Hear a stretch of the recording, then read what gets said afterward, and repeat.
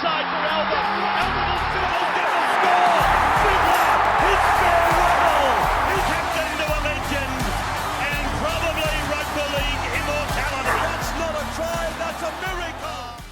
G'day guys, welcome back to the Take the Two podcast brought to you by Neds. Jump onto the Neds app, follow along with all of our bets for the rest of the NRL season. He's back. I've missed you. Good God, I've missed you. There was a sense of excitement when the timestamp came through about how we were going to get together. A little bit of note though, copped a little bit of a drive-by last week from you when I wasn't here about not being fit for first grade and Kat was caught up. Yeah. Everyone has fill-ins when you're on representative duty. Kat was exceptional. Yep. But she's back in reserve grade this week. Yeah, she is. And I'm keen to see how you respond. I think that, and we'll see it this weekend as well, how guys go back to clubland after being in Origin football. Oh, it's the best. I think it sums them up. So see how you go, mate. I'm very excited to be back. Obviously, a huge win last night for the New South Wales Blues. I jumped on and gave my live reaction last night. And I've copped a little bit of stick on socials, our favourite word, glazing. And I've had a bit of a reflection since the game. And I'm more than happy to wear that, you know, I watched that game on my own. I'm in the echo chamber in my own head. It's the game that means more than anything to me. So I'm happy to wear those. But I was on the phone to Kempy this morning, and shout out to Kempy. Him and Timmy did their review last night. If you haven't watched it, go check it out. I haven't watched it myself yet, so I assume Kempy talks about this in the show, but he made a really good point to me. I mentioned it to you at the cafe before. I'm going to throw it at you. I looked at last night, and as you know, I've probably been more critical of Nathan Cleary than other people, especially in the Origin arena. I thought he was really good last night, and I've had a lot of people sort of push back on that, saying that he wasn't, you know, as good as what I'm saying, which, sweet, each to their own. For me, though, mate, and I think you'll be the same, I look at that, and it isn't just the context of what Nathan Cleary did in that game. It's the context of he went to Brisbane, he went to Suncorp, and he did it. That means heaps to me. Same as it did for Mitch Moses last year, because we haven't done that much. Kevin made a really good point to me this morning, that the way that I look at Suncorp, I think is completely different to how these guys look at Suncorp now. And I think for me, growing up, Suncorp was Lang Park. And Suncorp was, you would watch one game a week there. It would be Friday night, bright lights. It would be the Broncos, which was pretty much the Maroon side, which was kind of the Australian side. And it would be the pinnacle of every single week was a game played at Suncorp. I look at the guys that are playing now.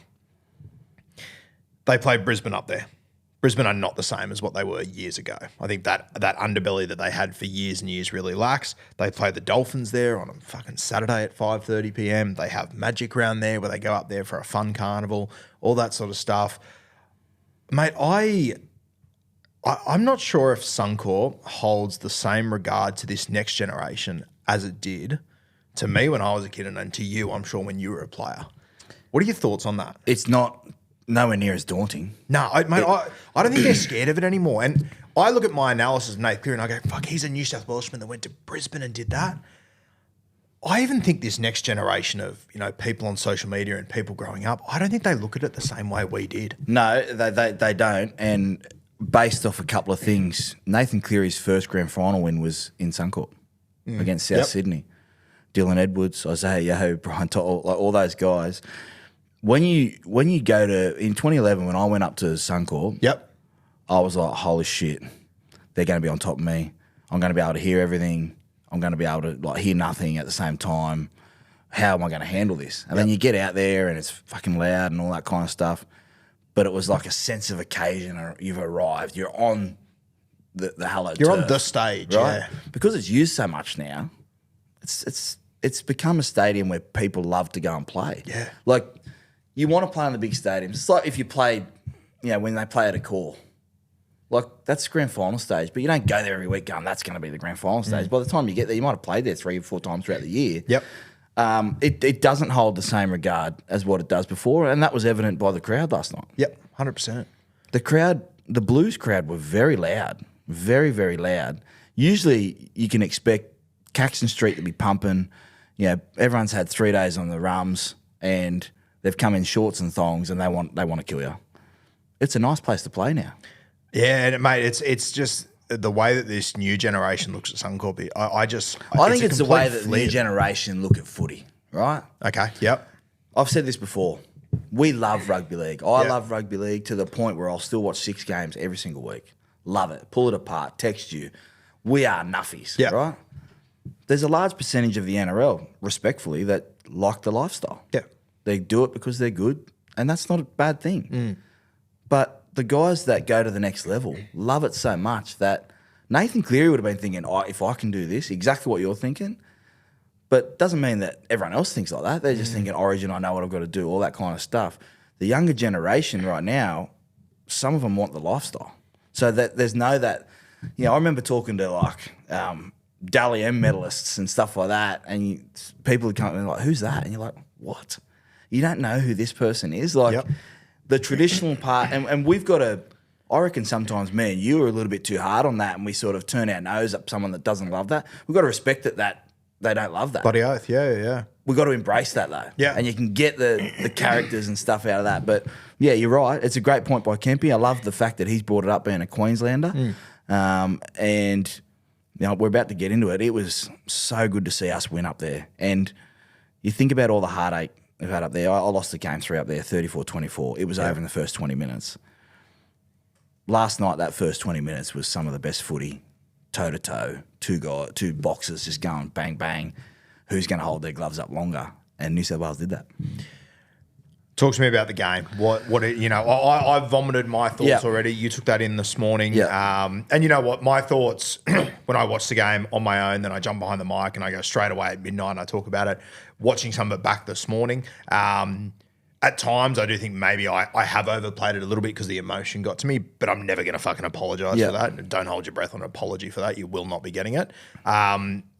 We're now 12 hours past the game. What's the big takeaways from you? What stood out to you? Big takeaways for me last night, Roo, were New South Wales adjusted their playing style to suit Origin. I don't think Queensland did. And I say that the power game, everything was front line. Everything was bang the door down. Forwards, Isaiah, I don't think had a pass in the first half, was carrying him behind the ruck. It got really fast. They were able to create that. That first try for Lomax was built off the fact of just one more set, just one more set, just one more set. They absorbed some pressure. They started really fast, but it was all frontline. And Nathan Cleary, despite the people that expert rate him and go, he was a 6 out of 10. Seriously. Just go back and watch the touches. Go back and how much all year he's been drifting across at Penrith, drifting across. Last night, straight, direct, out the back. Almost. It's very similar, and there's no disrespect either way here, and I know you can feel your eyes just burning through me at the moment. He's straightened up like Isaiah Cartola's been doing. He was getting the ball first. For so long, they would have previewed, Yo's going to be the distributor, out the back.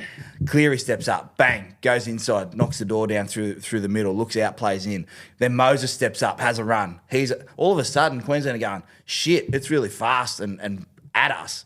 Harry Grant's coming out to get Nathan Cleary early in the game. So what does Nath do? Takes an extra step back. Doesn't have to chew up the space. Get the ball short pass to Moses. They get to the outside. To'o scores. So I thought that New South Wales game plan was absolutely brilliant. Their forwards were so good. Their forwards took it personal. We'd heard all the stories about, Queensland will be better because Tino's back. And he's good. Mate, Tino was so... he's so good. But... New South Wales handled that. Barnett started. I thought, Payne Haas deserved man of the match. And people say, I was at Marrickville Tavern and people were like, Payne Haas has been quiet. I went and looked at his stats. First half, 30 minutes, 86 metres, 15 tackles. And it's like, and you go, okay, go and watch just him. Go and watch when there's a face ball across him, the 2 people that have rushed up out of the line to get into that next space and create a quick play the ball for the next ruck. Shit. And you're like, because that's how good he is. He's creating a diverse. It's almost like a lead runner without having gone through the line, right? Same as Liam Martin. All that little stuff. But the big thing that stood out for me is the front door mentality of New South Wales. Cleary getting his hands on the ball. He ran the ball more than we've seen him run this year. He looked in control, which allowed Moses not to have to go your turn, my turn. He stepped up, kicked. The only criticism I probably did have of New South Wales is in the second half, their kicking game just lost a little bit. They lost their... And you can have... I say this to kids all the time. Kick plan, everyone has a kick plan, right? Sometimes you got to take your best kick. When Harry Grant went down a short side there all week, kick the tot, kick the tot, kick the tot. Cherry Evans gets tackled. He kicks the tot, 7 tackle set. Instead of just going to Munster and going, okay, let's just get tackled down here. They lost momentum from that. So New South Wales, great. Queensland, looking at the stats, I mean, this one stood out for me. 13 errors, 10 errors. Yeah, that's probably one of these. 49 missed tackles versus 19. Everything else was pretty close. Everything else was pretty close, but New South Wales, you felt like we're in control. They knew what they wanted to do. They knew that we just had to keep going one more set. Let's talk about the halfback while I've got you here, Nath Cleary. I have been critical of him over the years. I was critical of him 24 hours ago, that he had to really step up in this game. I've seen a lot of people on social media saying he wasn't that great, he wasn't that good. I for the first time, mate, looked at a New South Wales side and went, this side belongs to Nath. I agree with everything you said. And I think it's, you know, if you go and have a look at his stats, he doesn't have a try assist or a line break assist. I think people are leaning into that shit a little bit too much. Super coach they're leaning into. I thought he was in total control the entire game. I thought that the double pump that he had out the back to Dylan Edwards, like he created an opportunity for Connor Watson. I felt like at times the Blues weren't able to keep with the level he was playing at throughout that game. And I get it. The forwards, they kicked the door down. They were running downhill, sure. But I felt like for the first time, I saw that look in Nate's eye that I see in every fucking grand final. I felt like last night was the night that he really arrived on the Origin stage. And he, you know, and in no shock to anyone, when he's 27 years old, to me, he looks like he is in total control. And I hope I'm not talking too early because I have been critical of him, but I feel like last night was the start of something special for him. Agree. And the reason why your perception's changed is we've watched Penrith with that system out the back. Yes. Out the back. Great coaching. Nath, your team, you're going to go up the front line. Yo, take some pressure off you. I thought Yo was outstanding. Yo, the way that he adapted his game last night, it's probably taken a little bit longer than what I would have liked, but fuck, for me, Payne Haas was the best forward on the field. I thought the mindset shift in Isaiah Yeo had a huge impact on the Blues. And that's the coaching, right? Yep. It was they had to build off what they did last year, but also get to a level where they had to win game one. I said whoever wins game one will win the series. I don't know where game two goes for Queensland now. They're going to have to make a lot of changes, and we'll get to that. But when you're a halfback and you're running downhill, of course it helps. Of course it helps. But there was plays where he was straighten up. Like I said, that try, Latrell's hands were just ridiculous. All right? The glaze coming out of me for that was... Literally midair. But look at Cleary's work. Yeah. And people, you know what? For people on social media, we love your support. We love... Someone, expert rating, I saw someone gave him a 5. And I'm like, what are you watching? Are you watching how many tries he sets up? Or are you watching... Hey, Roo, get on my inside here. We're going to overwork Harry Grant there. I'm going to have one on the inside. Moses is out the back. Okay, I need the ball there from Reece Robson. I've got to play up square here. I've got to give Mitch enough time to be able to get the ball out to back to Dylan Edwards to get the ball to Latrell Mitchell. Is that what you're looking at? Or are you looking at, he didn't score a try and his goal kicking wasn't great? I think the goal kicking had a lot to do with dragging that ranking down, which, like, I don't give a fuck. No. I do not give a fuck. He lifted his head a little bit early on the first one, which... was a tell sign for me that he's probably just threw it a little bit too early. Usually he's nice and calm and stays down on it. But when you put it like that, go back and watch that Latrell Mitchell try. It's skill. It's get to here. And he, like I said, he realised Harry Grant was rushing out at him early. And he's going to put pressure on that. So what did they do? Took a step back, and then his forward started getting at Harry Grant. So by the end, Harry looked gassed. Harry was in all sorts of bugger. To the point where we know how much we love Harry Grant. I don't think they can start him game 2. I think they're going to have to start someone else game 2, get the heavy work out of the way. He's played 4 Origin games, hasn't won an Origin game when he started.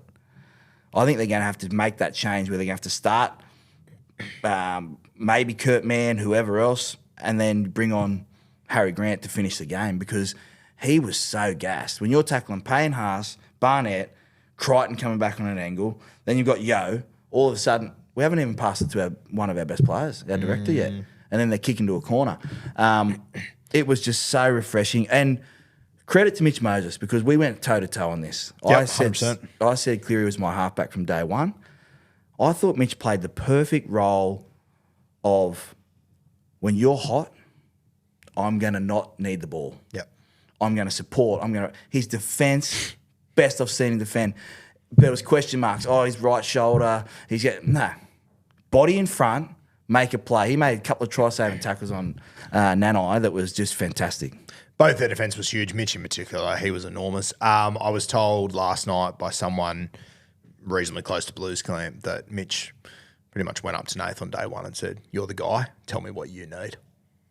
Coming from a guy that had just dominated and won a series when he was down 1-0, it speaks a lot about Mitchell Moses, but it speaks a lot about what the Blues are building there. And for years we've heard Queensland spirit, and no one's like Queensland. Okay. Shh. Now, on that note, I thought the biggest moment of that game for me that I took away, Spencer Leniu comes on the field. His public enemy, number one, the Clouds, up and about. Yeah.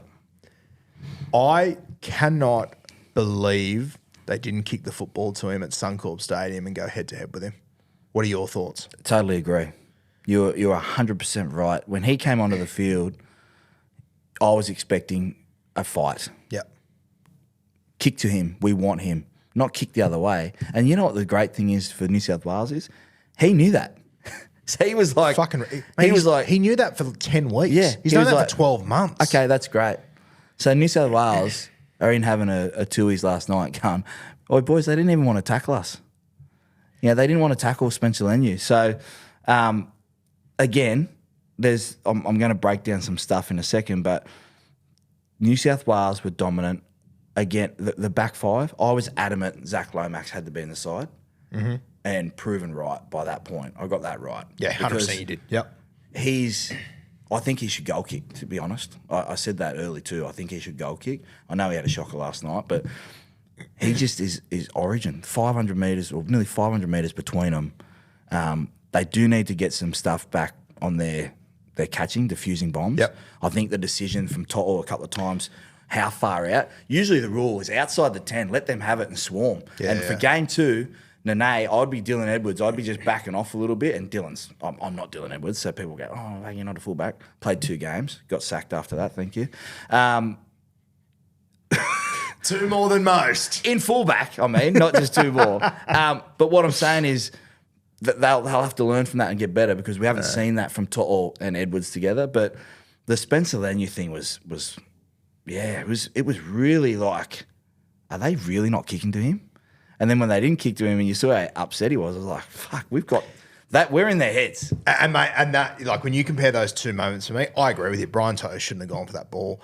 But I also love the mentality that Toto has that, no, I'm just going to come down with the fucking thing. Yeah. I'm giving 3 foot away to Xavier Coates. I'm just going to come down with the thing. Do you think that should have been a penalty try? I don't. It's actually the biggest pet peeve in the game for me at the moment. I hate that aerial contest. When you have an aerial contest, there is going to be a winner and a loser in all of them. In that moment, Xavier Coates was the winner. I don't know what Brian Toto's meant to do there. What's he meant to do once he's in the air and he's falling? I think it's a natural sort of reaction to do what he did there. What I do like, though, is that at least they're consistent about it. Yep. Because if the shoe was on the other foot and Val Holmes does that to Zach Lomax, I want him sin binned. I think it's bullshit. I think it lacks a feel for the game personally. But if you're going to do it, you've got to be consistent with it. So I at least appreciate that. I just wish we get to a stage one day where we watch everything in normal speed. Yeah. How is he supposed to do that? Yeah, and it is what it is. It's an aerial contest. Xavier Coates won it. Penalty 100%. I think sin bin's a little bit harsh, but if that's going to be the consistent rule, I can live with it. Yeah. Because it should be a reward for absolutely dominating that aerial contest. Yeah, I don't think New South Wales had a bad player last night, mate. And I say that they all did their job, led by the 7. And sometimes, when you're a halfback, you get credit when the team wins, and you might not have had the 3 try assist or that kind of game. But organising, getting people in, kicking, sticking to a plan, one more set, get the benefits off that. That first try for Lomax, Cleary felt Harry Grant rushing him. So what does he do? Passes and then backs up. Doesn't just switch off. Backs up, little netball pass over the top. Thank you. And Lomax in the corner. Like, stop watching the game. For people out there, stop watching the game and I've said this at the Guru function we had. Stop watching it as Supercoach. Stop watching it as your multis. Stop watching it as your scores, your 13 pluses. Look at the presence of Payne Haas, face ball across, 2 people are in there. Nathan Cleary straightens up like Cartol's been doing, early pass out the back. Then he goes down the short side the other way, doubles up, goes Dylan Edwards. All I've got to do is get you the ball. I've taken my person on. Then towards the back end of the game, he was running, breaking tackles. Moses gets excited. That partnership, everyone's like, oh, we're worried about it. You can't have 2 halfbacks. We just went up and won. We should have probably won by 40. I'm fucking off people just like, oh, he didn't play well because he didn't. No. Yeah. No, I agree with you. Yeah. And you don't have to watch the game like that. People who say, oh, he thinks he's I'm not a know-it-all. I'm just saying, just watch it from the little part. Like, if you didn't see the game last night and you just went on to stats and you looked at Liam Martin, you go, 5 runs, 38 metres. Oh, he must have been playing a 2020. Jeez, 5 for 38's good. And then you watch the whole game of how niggly he was, kick chasing, you're like, fucking hell. It's been one of my sayings on the podcast for the last fucking 8 years that if someone tells you Liam Martin isn't a good player, that's the barometer for they read stats, they watch Supercoach numbers, they don't know rugby league. I find it so interesting. He ran for 39 metres last night. I've seen less of those comments than I have previously. Yeah. Because he's got a Clive Churchill medal around his neck and everyone's fucking woken up and gone, oh, bloke's a dog. Yeah. Oh, right. They don't want to run near him. Oh, right. Yeah. Weird. Yeah. I love Liam Martin. Brian Toto played 70 minutes in this game, obviously. 225 run meter. Mate, fuck. You play with BMOS. I think BMOS is the most consistent winger to play the game over a long period of time. I look at what Toto's doing, and I've been saying this for years. And what I love about Toto, similar to BMOS, he saves his best performances for the biggest stages. He is unbelievable, Brian Toto. And I said it last night. People tell me, oh, Wendell used to do this, mate. Utah used to. No, they fucking didn't. Not like this guy. Nah. And the game's changed. I appreciate that. But the game's changed mostly around him. Remember that? Remember 2018? Blake Ferguson had that unbelievable year for the Roosters. He averaged 180 run meters that year, and people were fucking falling over. If Brian Toto averages 180 run meters next season, people will go, was he falling off? Yeah. Wasn't that long ago? Nah, 200's a new 100. It used to be 20 carries for 100 metres. That's what the standard was for outside backs.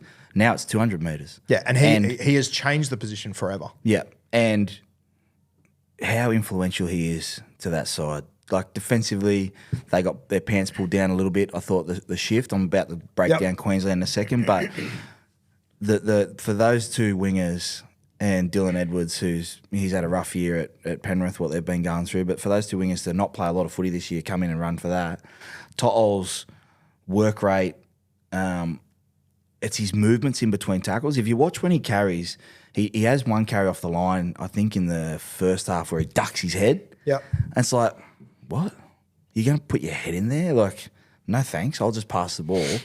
But then a second later, you got Lomax, who's got feet and tall, and then To'o again, short feet the next time. He never has 2 carries. Yep. They're exactly the same, back to back. Where do you rank him as far as wingers? Oh, I'm not going to. BMOS is still my favourite. Yep. And I think when we look at the end of Brian's career, we're going to say there's a conversation in terms, but different players. Different players and a different, I know it wasn't different long ago, era. but different time. Yeah, and BMOS is the best finisher I've seen.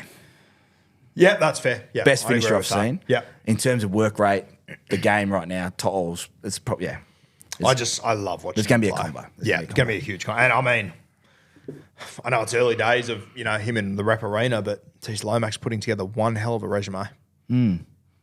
A scary resume for Origin football. Yeah. Go back 3 weeks on the podcast when I said he had It's a bit of a inside. soldier so in that. No, you said it. I didn't, but I did tell you so. I love that. Just before we move off the Blues back line, I thought Stephen Crichton defensively, and no shock to anyone, he was unbelievable. Obviously, had the first touch for the first try there, crazy. But mate, I just thought in defence, Hamiso was non-existent. Have you seen a centre? You would have watched a lot of Gaz. Yeah. That in a game where it's lots of powers and shapes and all that kind of stuff, he still gets early ball and has time. Yep. watching you guys back in the day, I used to love watching you guys because you had the best attacking centre and you had the best defensive centre. Yep.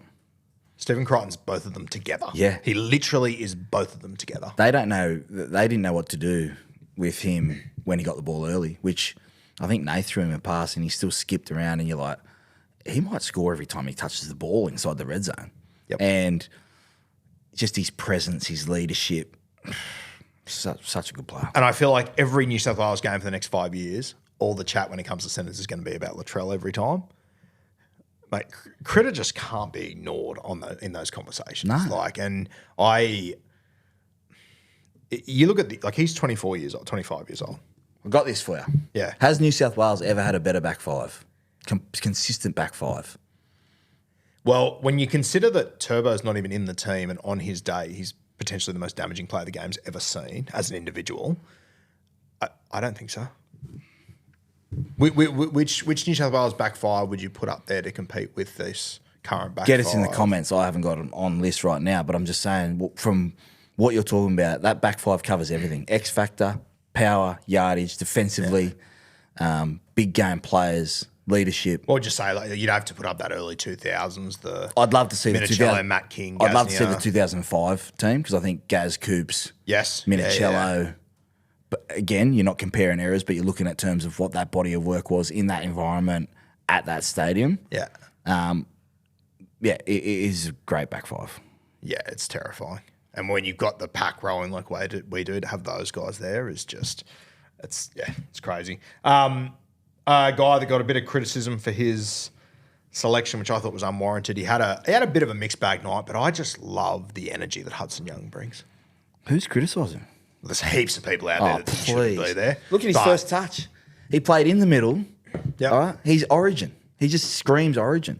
Yeah, he forced the issue, but he looked dangerous when he came on, and that was done by the works of the forward pack. I heard what you said about Payne Haas would have taken the medal in and said, this is for you, and it's exactly right. Yeah. Hudson Young came off in the limited opportunity that he had. He was a menace without the ball. Yeah. And he maintained the rage. I thought the play that summed up Hudson for me was that play in defence, as you said, he was just a menace. He just got in their way just off pure effort. Like there was just no... If he's not there, no one notices, no one gives a shit, but he was just out there just being a fucking prick. He's coached by one of the guys that understands origin probably better than most, is Ricky Stewart. So I loved what Hudson done. Again, I thought Connor Watson could have come on a little bit earlier because when he sped up the ruck, Queensland couldn't go with him. And when he dropped that ball off Cleary, it was because he started to dictate terms of the ruck. It wasn't just pass, allow the defence to slide off. He started coming out, so A and B have to come up and check. And you got Cleary getting the ball. He surges into space. So I think you'll see a little bit more minutes. Reece Robson was fantastic. I thought he gassed a little bit and maybe get a chance to get him on earlier.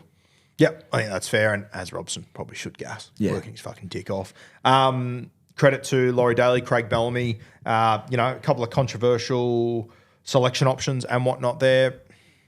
I think you can tell by that response that this is a Blues side that is 100% buying into whatever is going on there.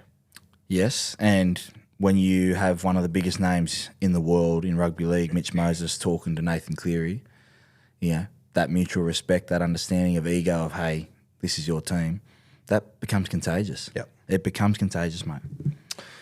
Anything else on New South Wales? No, I thought that the only thing I would say is the Haas, Barnett, Yo, I don't think you can have 2 out of the 3 off for too long.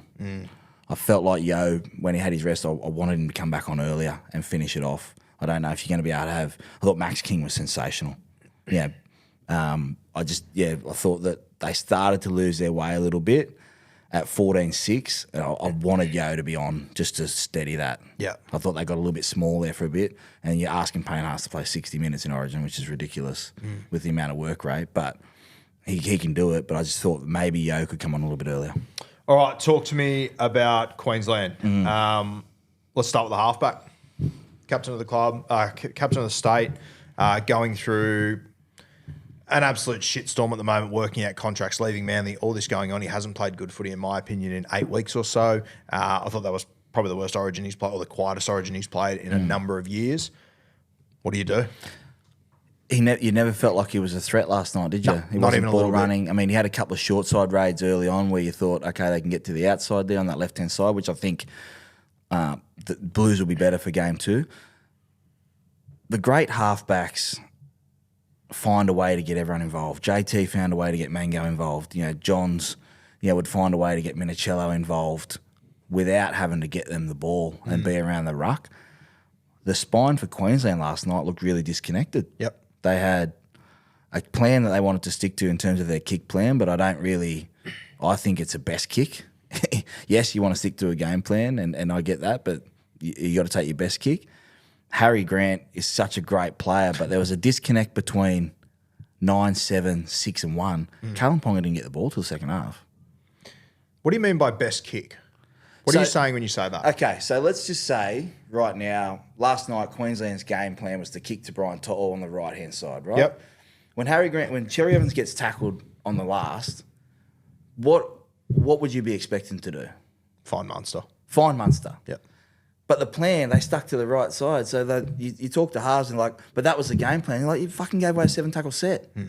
Give Munster the ball, run it, put up a kick on the 3-man on the left-hand side and have some pressure down there and turn the ball over a metre away, because Origin's defined by moments, okay? So that moment there, New South Wales dominated after that, okay? Second half, Mitch Moses puts one dead early on.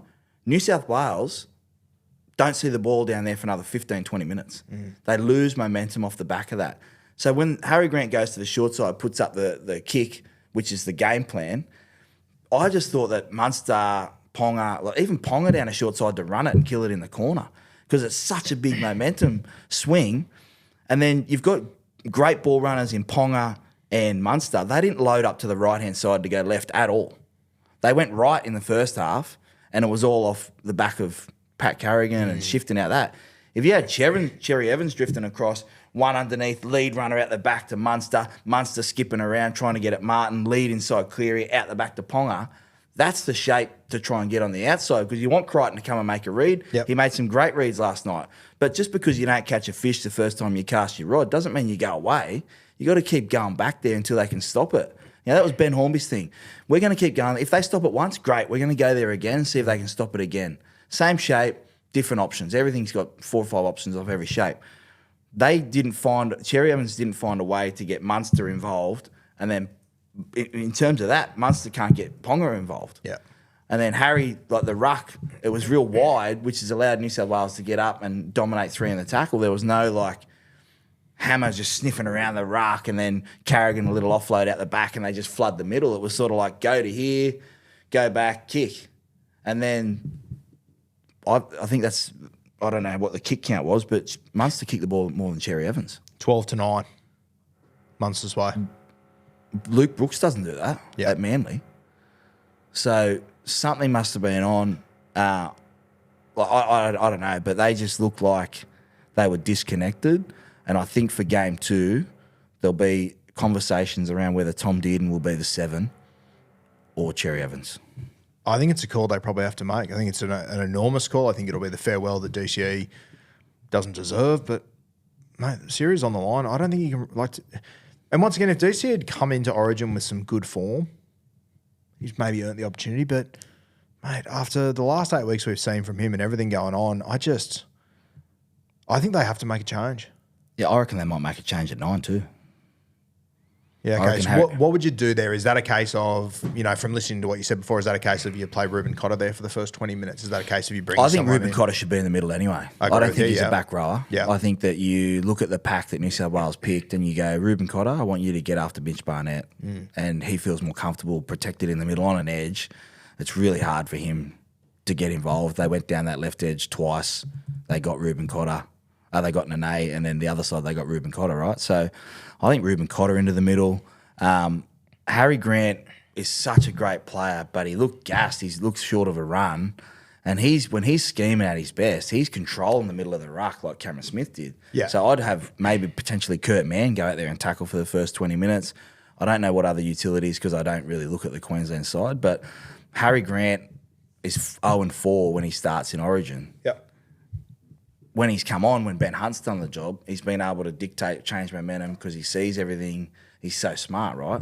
I'd be more scared if he comes off the bench in game 2, knowing how he's going to get some of our tired forwards. You said he might be short of a run. I mean, he's played 55 minutes in the last 7 weeks. Yeah. Definitely is short of a run. Do you lean into that? as a Yeah. thought, or do you more so just go, no, I need another guy to go with him?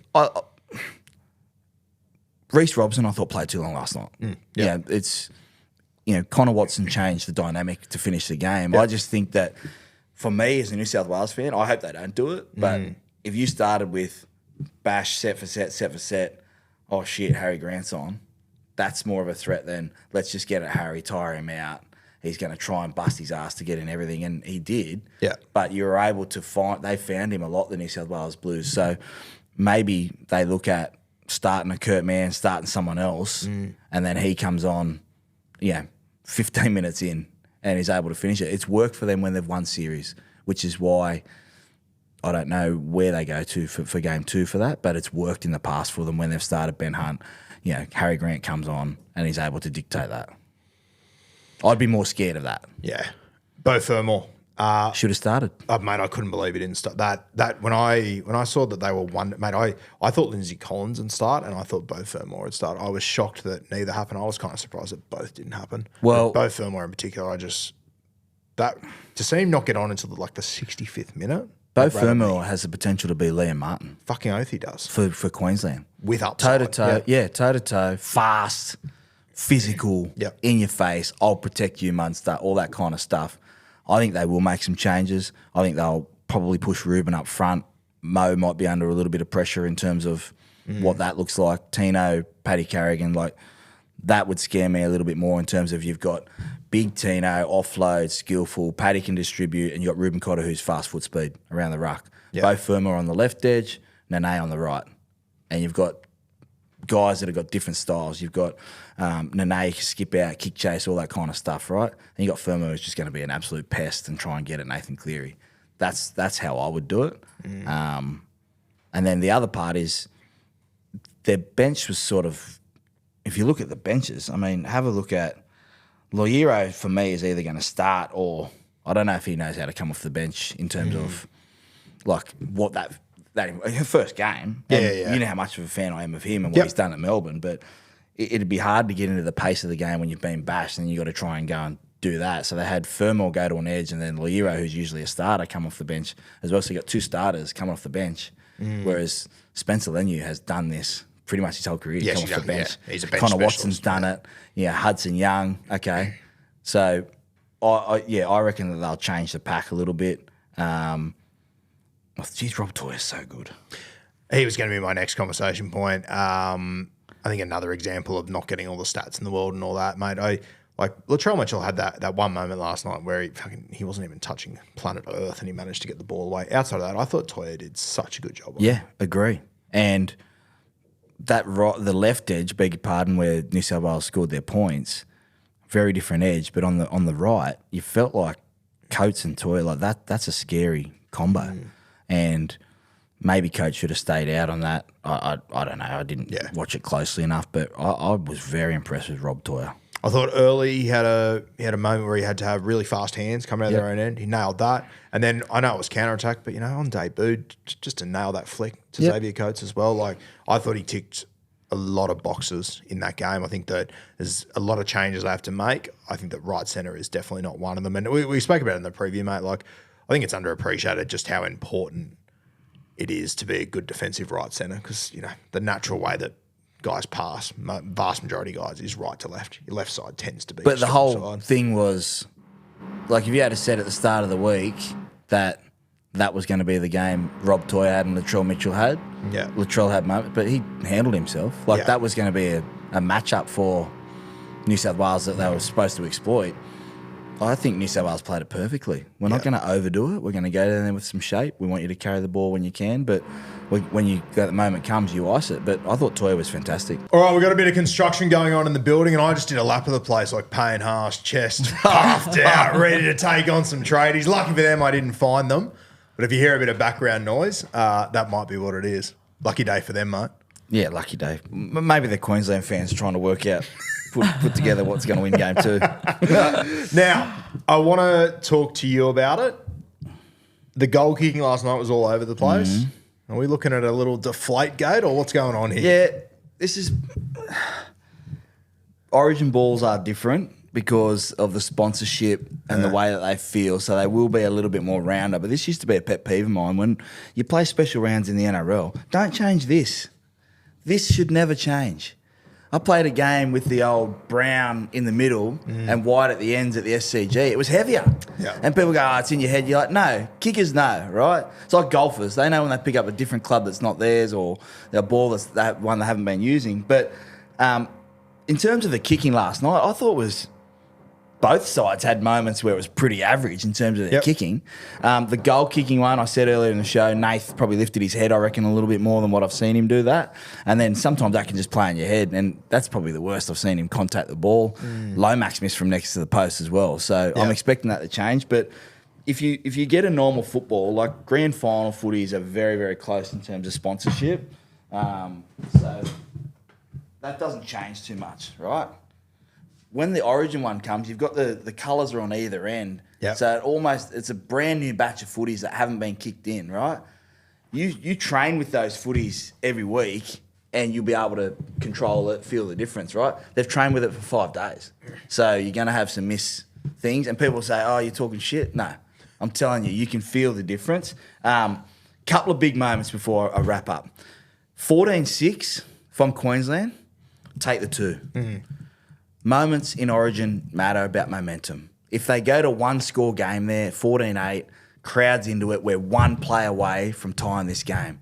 If they don't do it, 14-6, New South Wales roll down, the game's finished, right? Mitchell Moses, 7 tackle set. Queensland were dominant after that, after half time. Harry Grant, 7 tackle set. Nathan Cleary, early kick, hits Val Holmes on, all that kind of stuff I'm talking about kicking stuff, but this is why momentum swings are so influential right now. You used to be able to try and wrestle them back, but when you get it wrong with a kick, it can change the next 15 minutes. More than ever before. But the balls are different in Origin. I don't know if they were Deflategate because the NRL pumped them up, but they would have had 50 balls last night, and every time that it comes back in, because you're recycling the same ball when it's in play, there's probably a new ball there. So they might have, at some stage, they might have used, I don't know how many balls they used, they might have had 6-7 balls. Now, I am King Nuffy and I overthink things crazy, but I'm actually really happy to hear you talk about the balls like that because, and I'm interested to see if you remember this. I remember about 10 or 15 years ago, there was a round, it was a women in league round, they used a pink ball. That thing fucking floated. Everyone kicked the living shit out of it that weekend. I remember saying to my mates, I go, fuck, I reckon those balls are different. I got a fucking piss taken out of me. That is the loudest construction we can find, and I'm here for it. We don't have long left. Do you remember that? Yes, it was down in Wollongong. You Women in kicked league the round. living shit out of the thing. Yeah, I think we played Manly just before Origin 2, potentially, but it's different. It's totally different. I don't understand why we need to change the footy. That's the one thing that should stay the same, along with the dimensions of the field, right?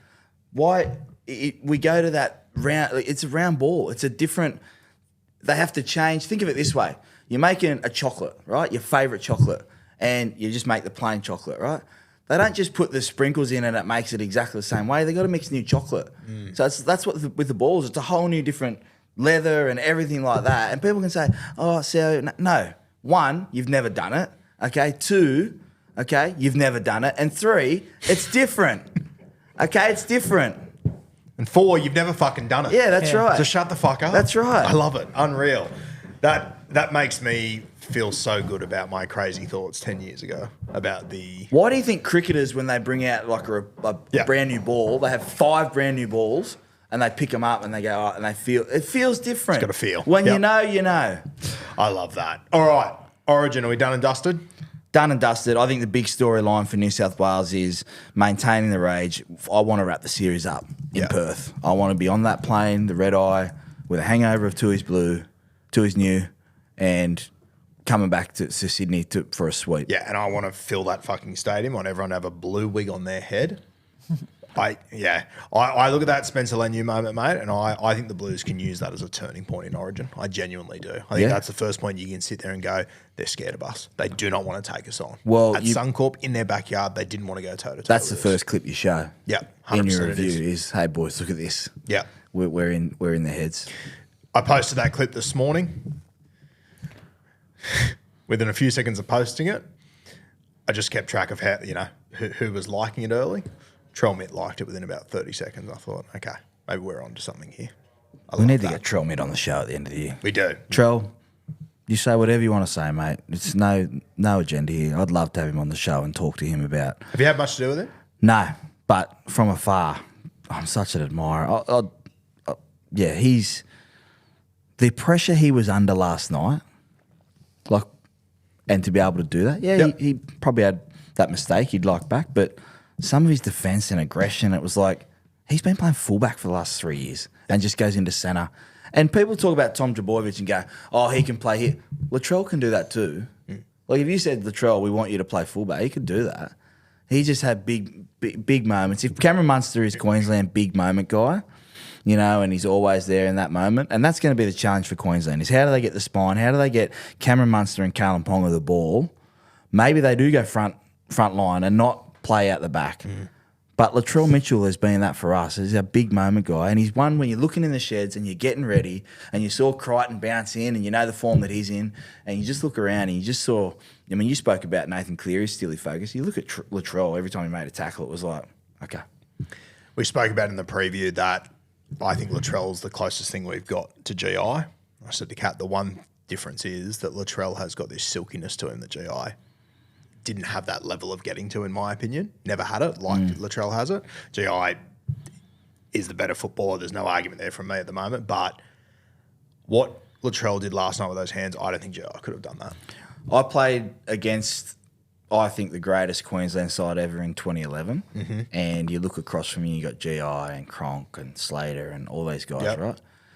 I reckon there's a little bit of that for New South Wales at the moment. You're looking across and you're going, I've got the GI equivalent in Latrell Mitchell. Yep. I've got Justin Hodges on the other side in Stephen Crichton, who Justin Hodges, great player. Very underrated, doesn't get enough respect in terms of what he did on the big stage. And you're going, holy shit, well, Queensland had Cronk and Lockyer, and now you got Thurston, and now you got Nathan Cleary and all these guys as well. It's finally, it's happening. If I'm Billy Slater, I'm finding a Queensland legend. I don't quite know who the right guy to do it is. And I'm making a call and say, hey, come out publicly and fucking give it to this team about that Spencer Leniu moment. I would do something like that to light a fire in this Queensland side. And you know what? I ran through the people in my head. I thought, a Lockie, a Cronk, an Alfie. I think I want one of the tough motherfuckers to come out and say it. And I don't mind the idea of Hodges. I got the perfect guy for you. Yeah, who is it? Gordon Tallis. Yeah, I think Gordy, though, he just says so much all the time that I don't know if it would have the cut through. It would cut through. You could have two messages. You'd have a private one. Because if they are to win game two, their forwards have to be dominant. Have to be, yeah. Have to be.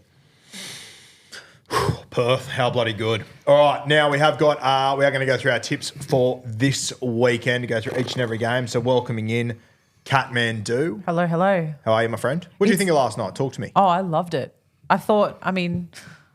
You've spent a lot of time talking through how well the Blues played, but I think just to echo your point about it, the confidence that we had. I think anyone who's my age group, our age group, we went through that 8-loss series. It was terrible, right? To feel that sense of confidence around the New South Wales side is so refreshing, to feel like we're the better side. It feels great, and I have so much confidence in these boys. I echo that. Yep. Echo it? She's in form. Let us never talk about the 8 in a row again. Fuck that. Sorry about that. Well, but you have to acknowledge those. I was part of that. Yeah, we choose to not acknowledge a lot of stuff on this show. What's the number one thing we choose to not acknowledge? What do you reckon? Dero's in the comments.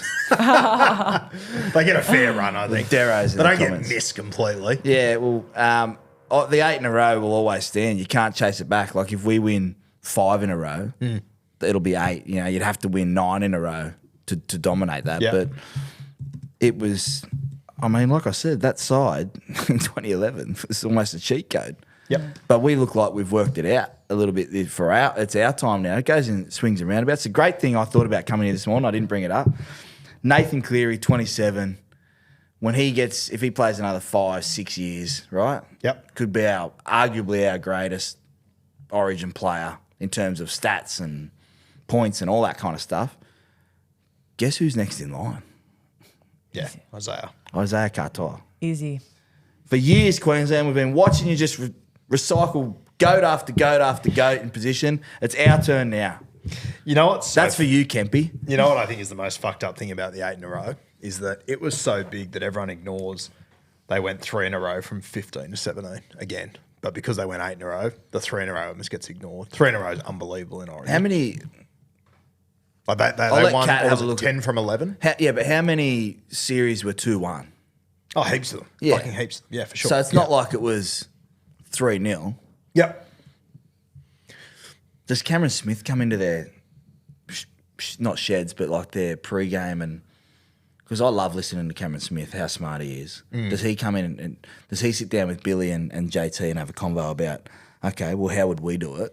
I'm And interested to see he's not a part of it anymore. Like he was, 2 years ago? He was an assistant. every time I talk to him, he's the nicest guy, and it always bugged me because he used to paste me all the time in Yeah. terms of, well, I think I only ever beat him once or twice, but I just want to talk to him for longer. Yeah. We want to get him on the show. Cameron Smith, come on our show. Yeah, that should be easy.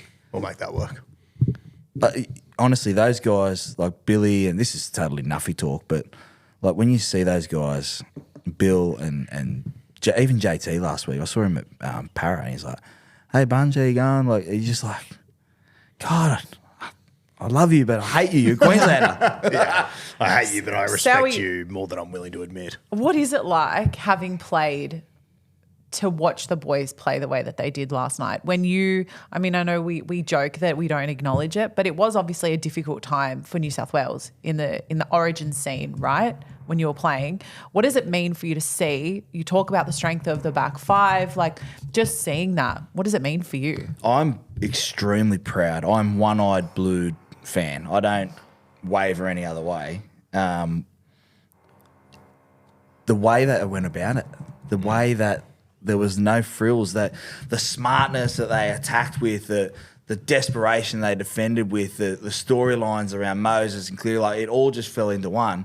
I feel like we've been wanting this for a long time. Now, the danger is that Queensland are Queensland. Well, we're starting to build our identity a little bit that, you know, we're New South Wales as well and how close these series can be. So I'm extremely proud. I'm one-eyed. I'm like this fella beside me. It's the biggest game of the year. It determines how you view the rest of the competition for the rest of the year. Yeah. And I think that from me being a fan, like my entire high school was at 8 in a row. It was fucked. It was fucking awful. And I almost think sometimes I've got like fucking Stockholm syndrome where I'm like, I've got to respect Queensland. They're the ones that they set the standard. This is what you do in Origin, blah, blah, blah. It was actually Matty the Waterboy that pointed this out to me a few weeks ago. I just think we just create our own fucking thing. We do it our way. We've got the players to do it now. But we've been talking about it for so long. Yeah, fucking oath we have. Yeah, But now we've got the players. Now we've got the guys to do it, and they're young, and they've got so much ahead of them. And we've got the guys, like I look at Queensland at the moment, if they're going to make changes, it's sort of for who? Who are the guys you're confident they're going to can bring in? Yeah, I look at New South Wales, I go, fuck. Like if a backline player went down, we had to bring in Turbo. Well, he's injured at the moment, but Corey Horsburgh. You know, when people say that people just scream Origin, like, Yep. he just says to me, like, fuck it, kick off to him. I'm going to either get sent off or put the biggest hit of the year on. If Corey Horsburgh was on the field when they were kicking off to not Spencer Leniu, he would have lost his mind, I reckon. I think maybe Cotter off the bench, Fermor to start, Horsburgh, Tino, Paddy Carrigan. I don't know what other options they have at 9 or utility, but I think that the big one, the big watch is going to be around Ches and what they do there. And you know what the great thing is? That's Queensland's problem, not ours. Yeah, exactly right. I saw that smile peeking through for you, Kuru. Yeah, saw I was that. actually just thinking, just when we're talking about nines in the future, just keep an eye on the Canberra Raiders this week with Owen Paddy playing his first full game, gets his first opportunity. Is he a Queenslander? Yep, and I think he'll be a Maroon faster than I don't think he'll be this year, but no one Billy fuck no. Is there a world where Reid Marnie comes into the side with his niggle with Horsburgh? Maybe, I don't know. I don't know. I don't know if Reid's going to be the Canterbury hooker next week. the cool side for me, we got to get to this round eventually, but you'll love this. When a round happens and a team loses, like when Melbourne lose, I always go and watch Craig Bellamy's press conference. Mm-hmm. Not many people watch press conferences. You want to be able to learn. I am so excited if you just took my Blues hat off, to watch how Laurie Daly handles this with his coaching staff and how they go about game 2, injuries, obviously all that kind of stuff. I love learning from how's Billy gonna be able to get this side up? What are they gonna do? How are they gonna change things? Like you look at it from that kind of view, like Michael Maguire, how's he gonna get the Broncos? Like all that kind of stuff. Just take your bias hat off and just go right, and then write down some stuff. How if you write into it, write down how you would do it and how you would learn off that, because it's not. Yes, the players are all great, but you learn so much off watching Billy last night, and then it's like, okay, he's under pressure. He's one of probably the greatest fullback ever. How's he going to handle this? I love that side of rugby league without being a Blues fan. Especially when, you're looking at Slater at the moment going, what's he going to do? And we're talking negatively about his team. He's got some of the greatest players in the game. He's got some of the greatest players of the last decade. And it's not a team of deck chairs. There's some fucking good footballers out that'll be hurt from that. And the narrative has always been about underdogs Queensland. They're giving us no chance and they come and bite you on the arse. I don't want to come back to Sydney 1-1. If you're Billy Slater, you don't pick DCE. Let's say hypothetically. Who's your Queensland captain? Tino. Yep, same for me. Tino. No or Carrigan, questions one asked. of the two. Has to be questions those two. asked. Did you guys notice Tino got emotional at the start of the game as well? Yeah, I did that. I did see that. Hopefully, personally, if he's going through something, he's okay. But he's just such a good player, mate. And he got through a mountain of work last night. I've said it on the show the last few weeks. Magic Round. I spent about an hour and a half with him. Mate, I've always been big on him. Not paying a forward 1 point something million. Yeah. If I'm Perth, fucking blank check. I'll work out the rest later. Come and build a culture. I heard that. And then we were supposed to talk about that last week, the Bears thing. Just quickly, we are going to get to round 13. I promise you. Or round 14. If you had, is it round? No, it's round 13. Yeah, we're getting closer to round 14. Yeah, we are though. I didn't go through 1 to 17. I love what you guys went back and forth. First person I'm signing, Isaiah Qatar. Yeah, if you can. Yeah. Well, you've got better chance to sign him than Tino because he's off contract. I disagree, but so yeah. Well, I behind the would scenes. safely assume The Tino other thing has got fucking clauses coming out the arse of that thing, and if he doesn't, needs a new What manager. did I text you the other day? Did you like my suggestion? Which one was that? You sent me a lot of texts. I know. Which one? It wasn't the picture ones. I said right now with the Bulldogs Gout, we haven't even touched Lockie Galvin. It's been great. Bulldogs right now. Yep. Would you trade Reid Marnie and Toby Sexton to the Titans for Jaden Campbell? If you could get it done. Jaden If Campbell I could comes get it down, done, I play would, fullback. yeah. For the sake Bailey of Hayward to Toby 9. Sexton's mental health, I probably wouldn't. But Connor Tracy to 14. play Jaden Campbell at 1, Yep. Burton 6, Galvin 7. Bailey Hayward at 9. Yeah. Yeah, I think it'd be a good try. Like if they both want out anyway, like why not try and get something get for something him. to it? And I think that Reid Marnie and Toby Sexton going to a team together would, like the Titans who needed a 7 and 9, who know the ins and outs and have played that position their whole life. Yeah. I think that could be a great part for the Titans. Have you ever had anything to do with Jaden Campbell? No. I don't know whether he'd leave or not, but Yeah, that's but my my- first player that I'd sign is Isaiah Qatar. Yeah. All right. Let's get into Yeah, you lead the way, Kat. round 13 teams and I guess how we see these fixtures coming to life. So the action starts Friday, 7:30 p.m. We have the Dragons hosting the Knights at Jubilee Stadium. Dragons v Knights in that one. We have got the Dragons as favourite, $1.52. The Newcastle Knights at $2.55. Good win for Newcastle last week. I am going to take the St George Illawarra Dragons. Couchman back into this side, I think is enormous for them. I think it's only Val Holmes backing up from Origin. I like the Dragons at home. What are you thinking? Yeah, Dragons at home. It'll be a tricky one. Knights obviously found some sort of form last week, although it was against the depleted Penrith side. Friday night at home, Cogra, the house should be pumping.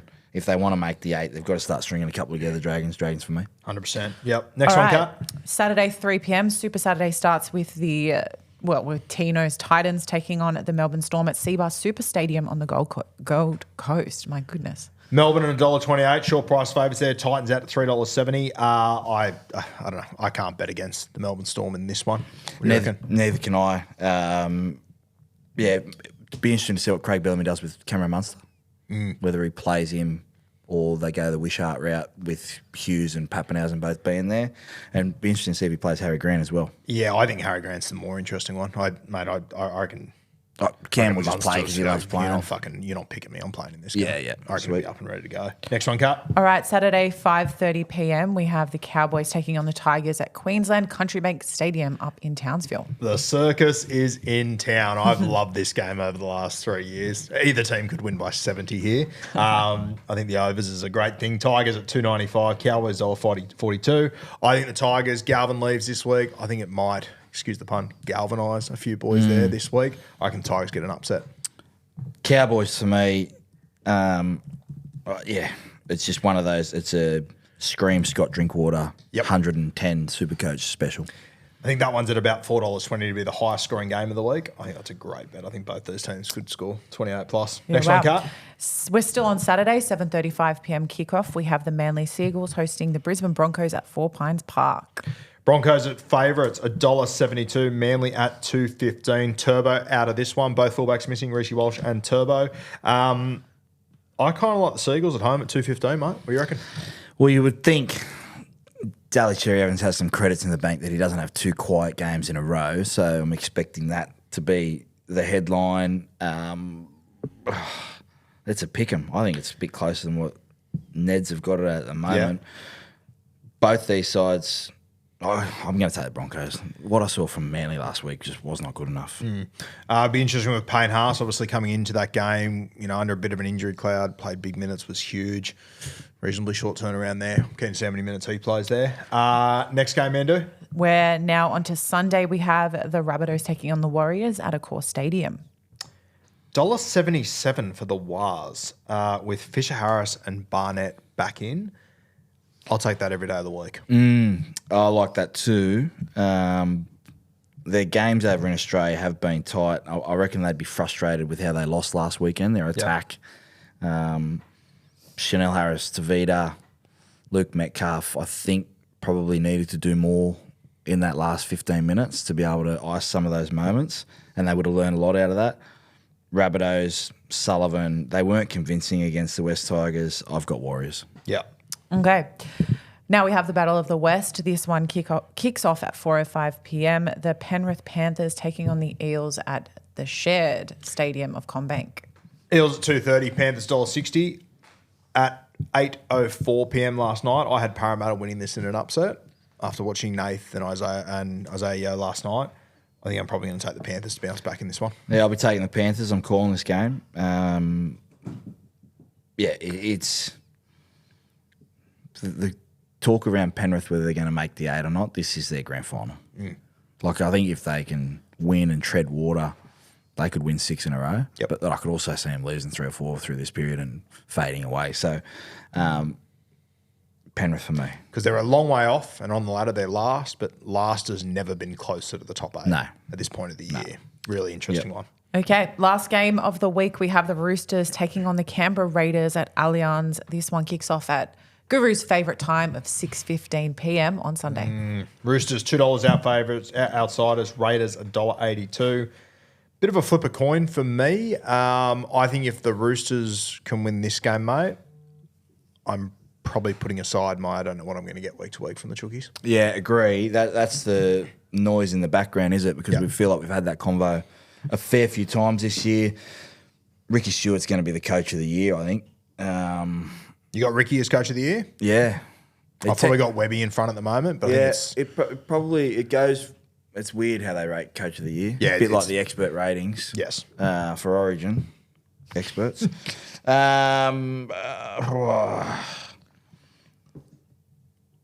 These are two of my favourite teams to watch every week. Yeah, that's fair. Yep. It's a glaze with Hugo, big glaze on the moment with Tamale. I can't believe Dragons let him go, actually. Yeah, that was a bold call. Raiders, tough road trip back, Sunday night. They won there last year. Ricky Stewart, beers on the way back, boys. Have they got the bye next week? Not sure off the top of the dome. Roosters do. Okay. Yeah, right. I'll take the Roosters. Yeah, I like the bye next week. It's a 4-pointer, boys. Yeah. Let's get it done.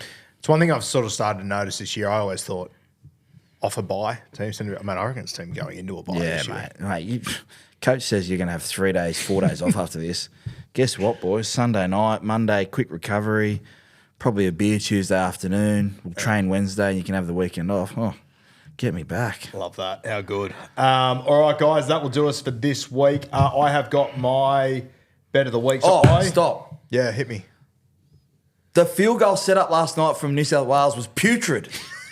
Absolutely putrid. I love Isaiah Yeo more than most men. Love Nathan Cleary. We know how much men you go head-to-head on that. You don't need to do that. And if you're going to do it, get Moses there or Latrell or someone that's got that perfect spiral, not someone that's played in the middle and made 500 tackles and 60 hit-ups to be able to ice that. Come on, New South Wales. I don't want to get sucked back into the vortex of it all, but I actually hated they even went for that in that moment. With how long was left on the clock, I just would have liked to have seen them turn the ball over. As soon as he did it, I went, fuck, 7 tackle set. Agree, but it's the setup. Yeah. You can't go long to back to around. It's got to be even Moses on the right-hand side shape. Anyway, sorry. I'm going to do you and your family a personal favour and not let you get into field goal set up in minute 90 of the podcast. Okay? Thank you. Thank me later there. My multi of the week this week, guys, I have got that Cowboys-Tigers game to be the highest scoring game of the week, and I've got the Bunnies and the Warriors. I think that'll be a low-scoring affair. I think that'll be the lowest scoring game of the week. It's at about 18-1 on Ned. So jump on there and follow along with all of our bets for the rest of the season. Thanks for joining us once again. It's good to see you, big dog. Good to see you too, mate. How Very, fucking very good. well to see you and be back. Up the Blues. How good. See you next week. What's gambling really costing you? For free and confidential support, call the number on the screen or visit the website